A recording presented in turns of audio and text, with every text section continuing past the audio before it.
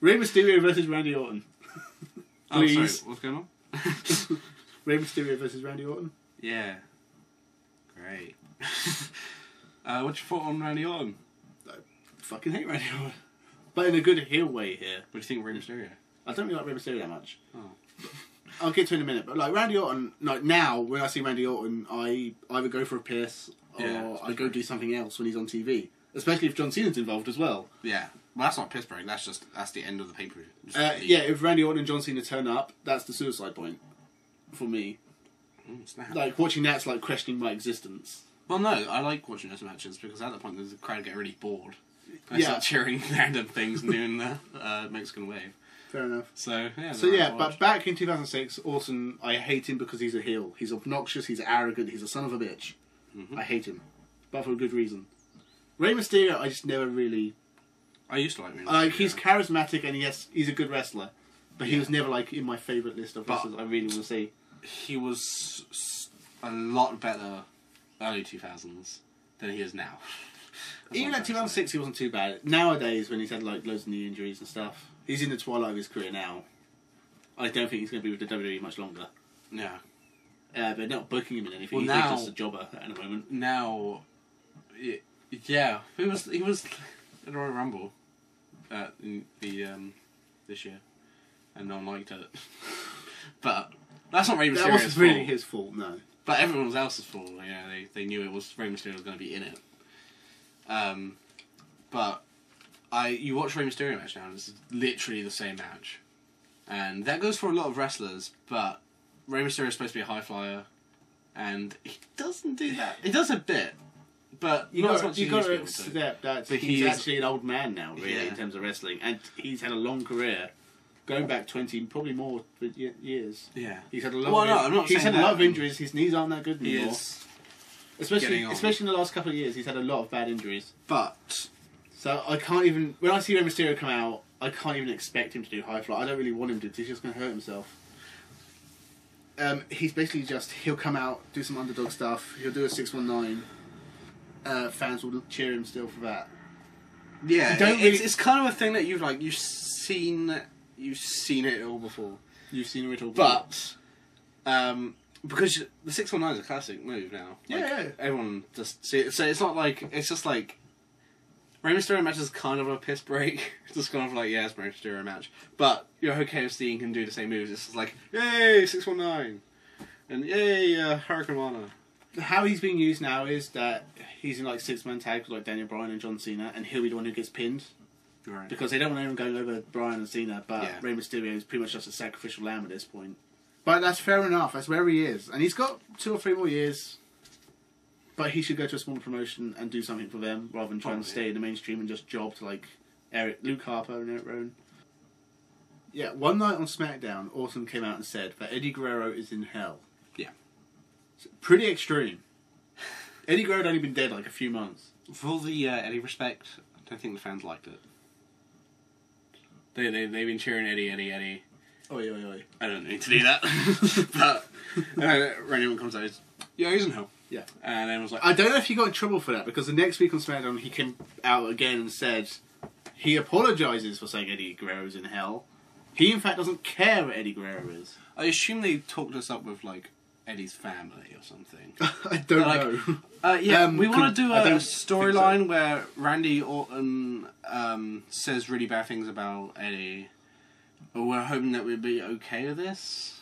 Yeah. That would be the right thing to do, but knowing Vince McMahon, probably not. I'm guessing they just said, go out and get some heat. And he thought, how do I get heat? Oh, you know that Eddie Guerrero guy who died and you really like? Yeah, he's in hell. I can imagine the crowd at that point would be like... They boo him. He's in hell, and they're like, wait, what? Sorry. So yeah... You literally just say that? Randy Orton comes out in Eddie Guerrero's lowrider. Or a lowrider. Yeah.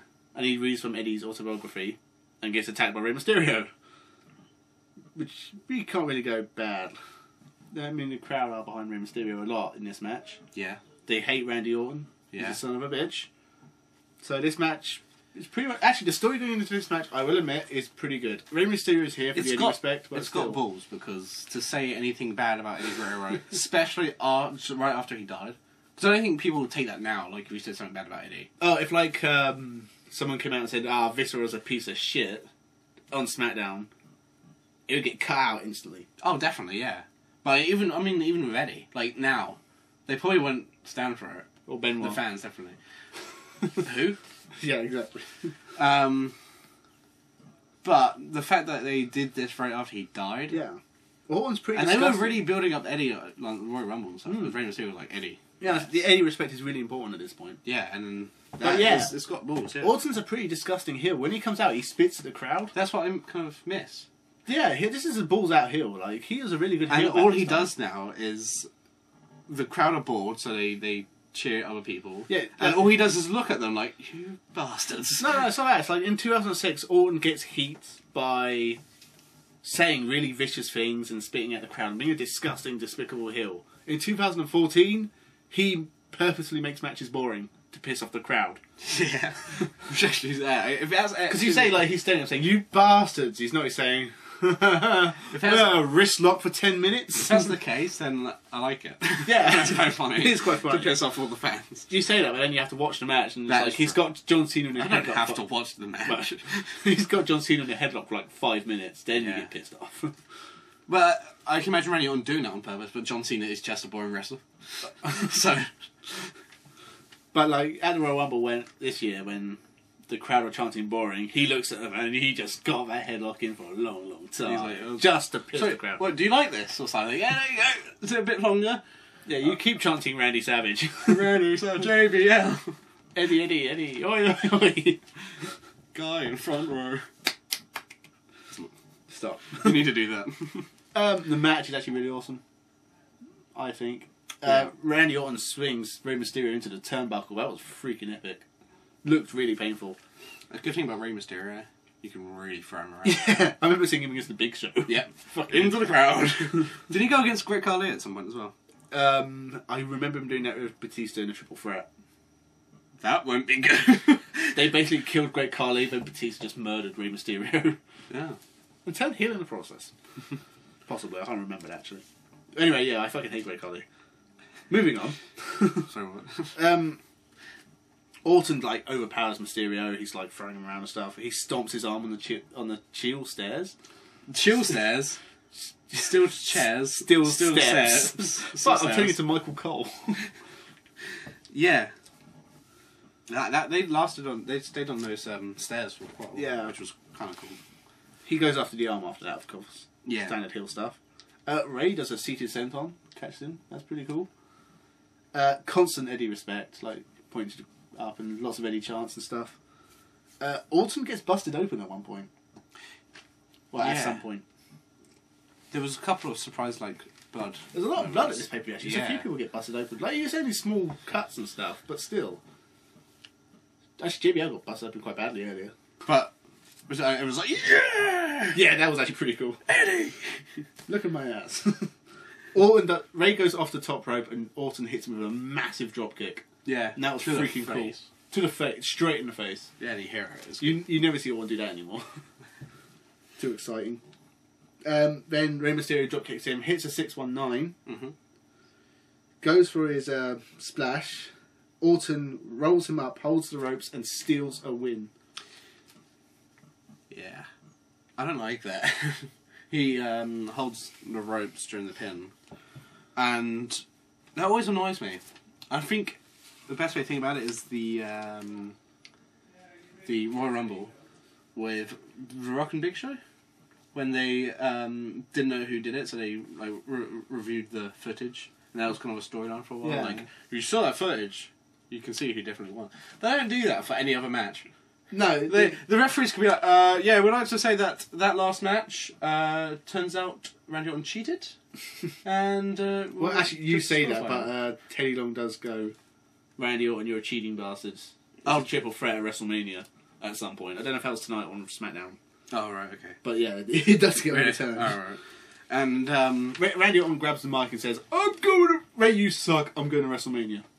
And then, like, Ray's on the floor crying. Oh, he is in the fetal position, like he's just been kicked in the balls. he's walking around the round, like, literally like, holding around there as well, like he's been hitting the knackers. And he's like that until he gets up on the ramp and stuff. He's literally just, like, limping. Like, he's just... Yeah. I'm like... What happened? Then we head backstage. Vicky and Chavo are crying. Yeah.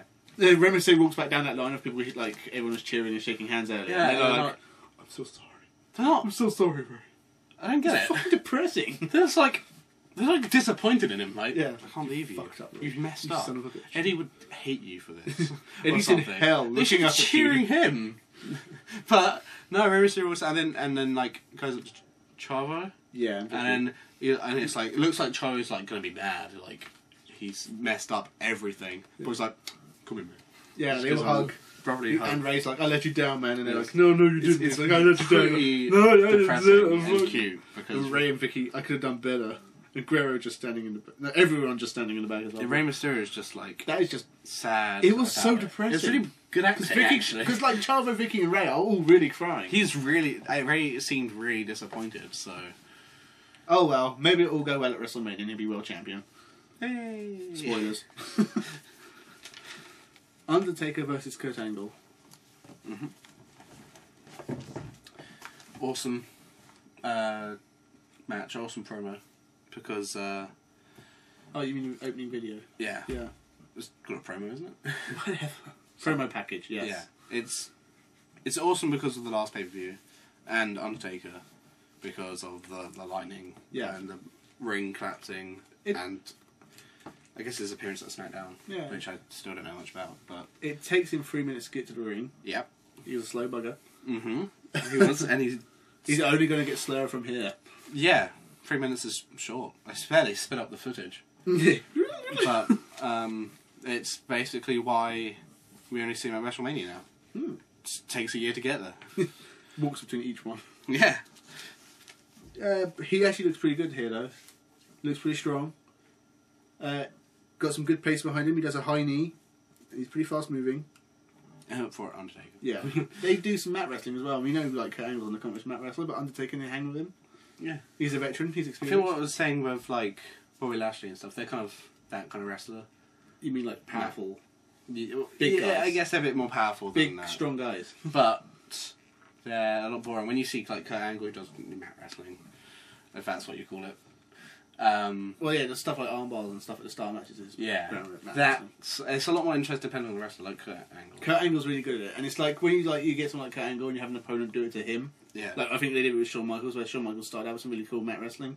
It actually does look really good. Yeah. Well, the ankle lock is a great submission move just because of how fast it is. Yeah. Just, there he goes. That's why he does it so many times in the match. Yeah, this is a night of 1,000 ankle locks and chops. At a Kurt Angle match, if you did a drinking game, you'll get very drunk. Yeah, every time he locks in the ankle. But it's a fast one. The same with crossface. You can Chris Benoit will lock that in quite fast. Yeah. So it's fun to watch. Unlike John Cena, who's not that. It doesn't get into that fast, and he doesn't do it right. So that's what I mean with like. You know, John Cena's not even on this pay-per-view. It's been like 3 or 4 times you've mentioned him. How much has he He's in the name of our show. You've seen him. Oh yeah, shit. He's in every single. He needs to be more up. Oh, I hate John Cena. Okay. Yeah. Anyway, well, that's what I'm saying about boring wrestlers and some Kurt Angle isn't. Yeah, when I saw Kurt Angle and Shawn Michaels do mat wrestling, it's fine. They're really good at it. Yeah. I have seen the Big Show and Undertaker do mat wrestling together. It's as slow and as awkward as you think it is. Well, you need to give smaller people to bigger wrestlers. Smaller wrestlers to bigger wrestlers is what I'm saying when two big wrestlers just chops and stuff. Yeah. Because you can't really pick them up. That is true. Although, Like Bobby Lashley and JBL. Although I've seen Kevin Nash powerbomb Big Show in WCW. That is awesome. It looks like it fucking killed Kevin Nash, but It probably ruined his career. it probably even killed Big Show because Yeah. Kevin Nash looks like he really struggled to get him up, and his back's killing him, and the Big Show landed straight on his neck, folded up like an accordion. So, big guys doing power moves on big guys is always scary. It's cool, but yeah. Anyway, back to this match. Taker gets knocked off the apron. They brawl outside. Angle goes after the leg. They go back outside again later on. Lot of going outside. Taker does look good, but you can tell he's old. He's an old man now. Well, I mean, like, Undertaker's one of those wrestlers you see the same moves again and again. But he does them well, and they're awesome moves that he does, like the old school. Yeah. Which some cruiserweight wrestlers can't even stand on a rope correctly. They usually botch it. Like AJ Styles. But then you see Undertaker slowly walk across, like, he's basically a tightrope, basically just walking across the rope, and I've never seen him. He must have missed it once or twice. I've seen him countered quite a lot, but I've never seen him fuck it up. Yeah. So I think that's pretty amazing. Yeah, he's pretty good. But when you see like AJ Styles like fuck up springboards off the ropes, I guess it's different because you're launching yourself off the rope. But Undertaker just steps off it. But you usually see like when they're like if everyone's outside the ring and they're like, okay, I've never seen Shelton Benjamin do this Money in the Bank and stuff. So go and jump onto the rope, wait for a second, and then jump off. Yeah. They don't always do that. Shelton Benjamin has really slippery shoes because he launches himself off the ropes the wrong way normally. And Sabu as well, and Sin Cara. Sabu, yeah. Sin Cara always fucks Sin Cara misses the ropes. End up in the wrong arena. Yeah. Fuck, how did I get here? Damn portals. But anyway. Ankle lock on the outside, the first of many. First of many. Undertaker does a triangle choke, first of many.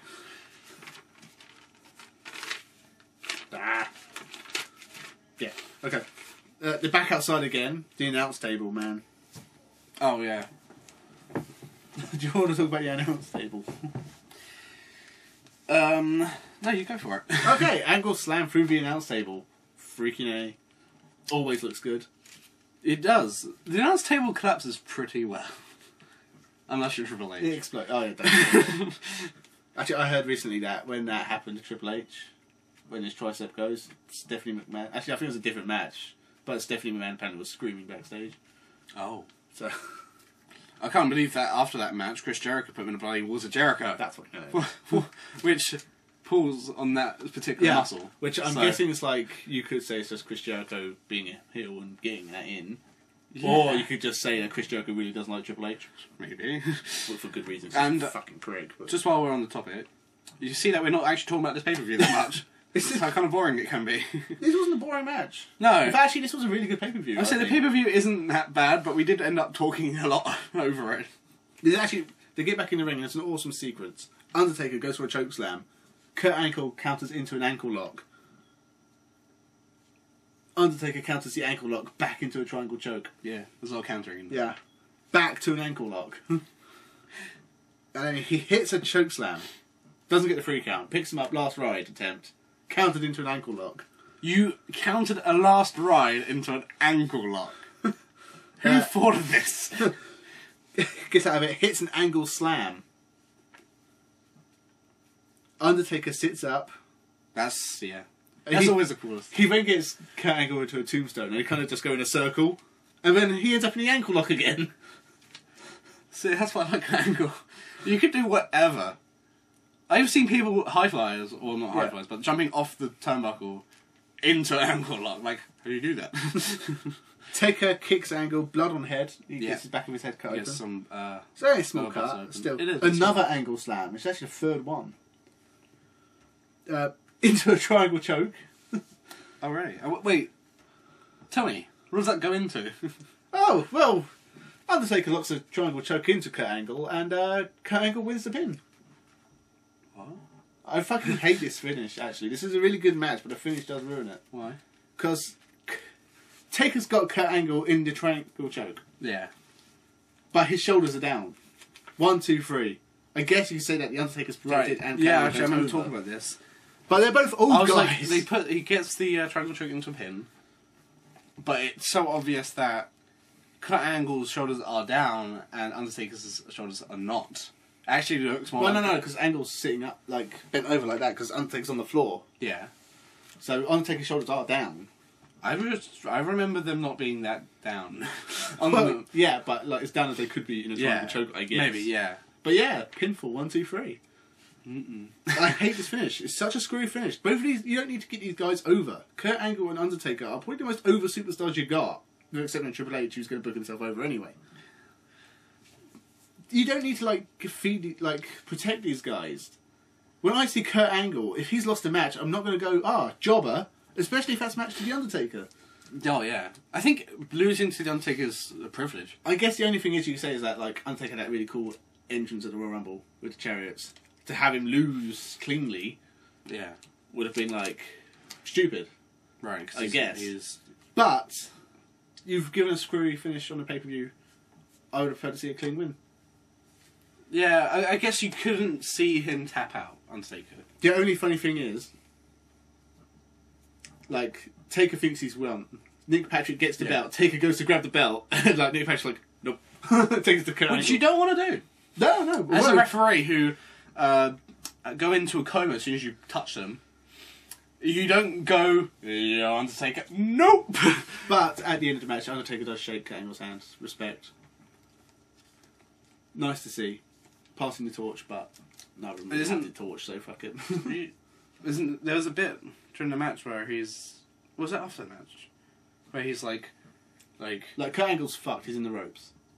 Yeah, but he's like... So Undertaker like pulls him up, like about to like fucking kill him or something. Yeah. And then he shakes his hand. But there's a bit where he's just like... He's like there, he's like, I got your number. Or some stuff like that. No, that's Rey Mysterio dialing 649.